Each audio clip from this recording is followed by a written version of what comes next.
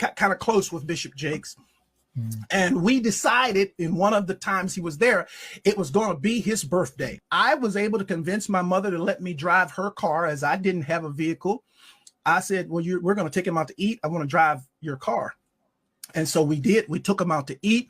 And it was decided after we were done taking him out to eat that I would be the person to take him back to his sleeping place, which at the time there was a lady named Sister Giles. She always wanted to house and take care of him when he came to that church. And so I came in there, drove him to eat, and then took him back to her home.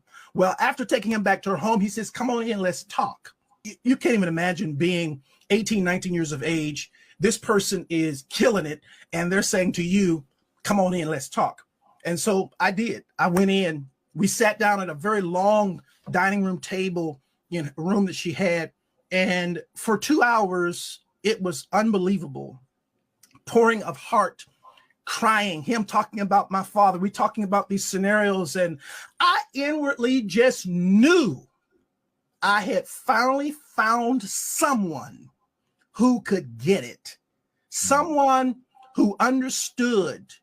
I'm sitting at this table, and for the first time talking to any man, I got tears coming down my face because somebody gets me. Somebody understood what I was going through. Well, after sitting there and having this long discourse with him, I finally look at my watch and I'm like, oh my goodness, I got to go. I got to get this car back to my mother. She's going to kill me. So I said to Bishop, I got to get up. And I got up from the table. He got up from the table. He walked around toward the way I had to exit quicker than I got over there. And when I started to walk past him, he pulled me to himself, wrapped his arms around me and tried to kiss me. And in that moment, I literally died.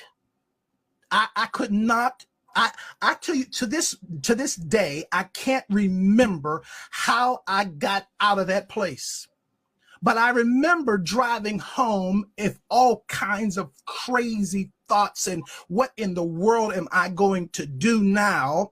And I finally get home, get in the house, get in the bed. I'm going to try to go to sleep. And I get to sleep and get up in the morning. And in the morning, I step into our bathroom and my home phone rings. My mother answers the phone and she says to me, Wayne, it's Elder Jakes. And I get on that phone. And when I get on that telephone, I can hear water. He is sitting in a bathtub. And in that thing, he says to me, without any hesitation, there's 3 things I need you to do. The first one is, when I come to Pittsburgh, you're going to be the only person I sleep with. The second one is, you can't sleep with anybody else because I don't want to give my wife anything. And thirdly, I will take care of you the rest of your life. I can't to this day remember how I got off that phone, but I do know I made a decision that I wasn't going to the service that night.